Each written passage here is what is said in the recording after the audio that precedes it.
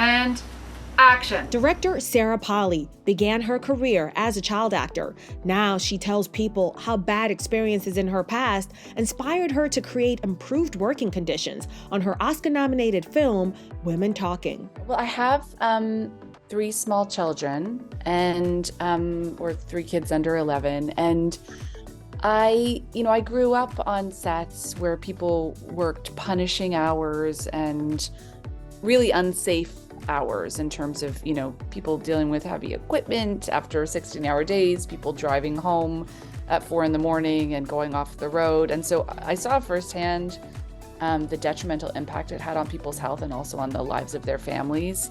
And I felt as a filmmaker, I did what a lot of female filmmakers do, which is once I had kids, I moved into just writing exclusively because I didn't want to completely disappear on my kids for many months at a time. So in coming back to this film, it was essential for me that we could talk about how do we shift what this looks like and shift these hours into something much more humane. Sarah lays out the steps she took to ensure everyone on set had a positive experience. We had limited hours to our days, which were much shorter than most days on a film set.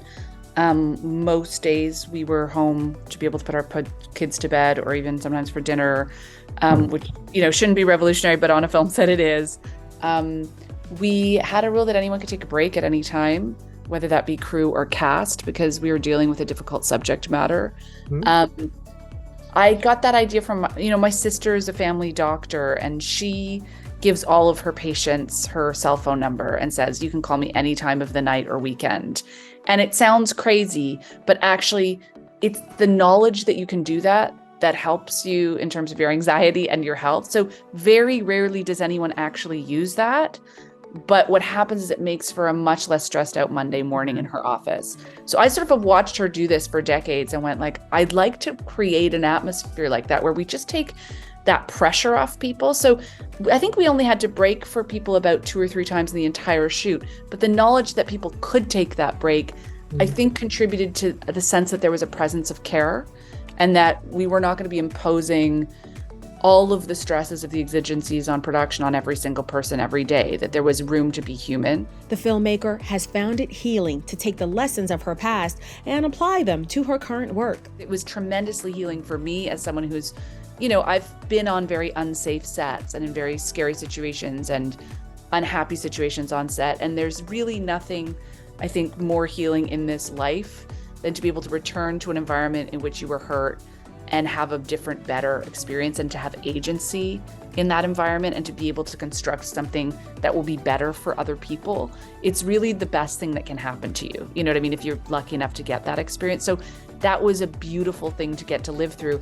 And also it comes with a certain amount of sadness because it reminds you of the contrast in terms of some of the experiences you've had. So in general, I think it was overwhelmingly positive. Sarah credits her success to past coworkers who showed her that a brighter future in Hollywood was possible. I actually think it helped to have a lot of hardship in my childhood. I actually think a lot of things going wrong and off the rails ended up being material to work with, but only because at every stage there was at least one person who came out of the woodwork, even if it was for a very short amount of time, to show me that people were good.